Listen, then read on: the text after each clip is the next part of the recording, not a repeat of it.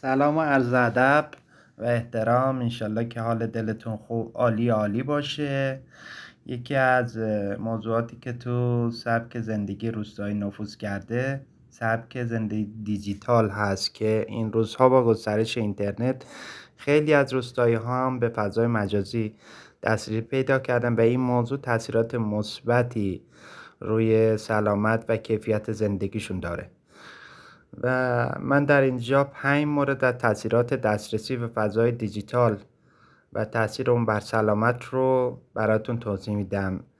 یک، دسترسی به اطلاعات سلامت هست که روستایی‌ها میتونن از طریق اینترنت به اطلاعات پزشکیشون و مشاوره‌های آنلاین و حتی ویدیوهای آموزشی سلامت دسترسی داشته باشن و این موضوع باعث میشه که خیلی راحت‌تر به اطلاعات بروز دست پیدا کنن که این باعث سلامت روان هست. مورد دوم، کاهش انزوا و افزایش ارتباط اجتماعی هست. شبکه‌های اجتماعی و پیام رسان‌ها کمک می‌کنن که روستایی‌ها با بقیه دنیا ارتباط داشته باشن و تجربیاتشون رو به اشتراک بذارن و احساس تنهایی نکنن که این موضوع تأثیر بر سلامت روان داره. و مورد سوم، افزایش فرصت کاری هست. با دیجیتالی شدن روستاها میتونن کسب و کارهای آنلاین رو راه اندازی کنن و از طریق اینترنت محصولاتشون رو فروش برسونن که موجب آرامش سلامت روان میشه.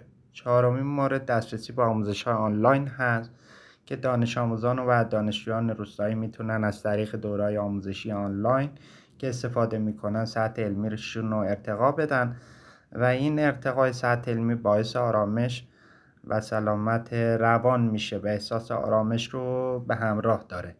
مورد پنجم، بهبود سلامت روان هست. استفاده از فضای مجازی میتونه یک راه سرگرمی باشه و باعث کاهش استرس و ارتباط با دیگران عمل میکنه و از این طریق به سلامت جسم و روان کمک میکنه. در اینجا این 5 مورد این موضوع رو توضیح دادم خدمتتون. امیدوارم که این ویدیو مورد توجهتون قرار بگیره و ویدیوهای بعدی ما رو دنبال کنید. لایک و کامنت و اشتراک گذاری فراموشتون نشه. سپاسگزارم از لطفتون. تا یه ویدیو دیگه شما رو به خداوند منان میسپارم. خدا یار و نگهدار شما.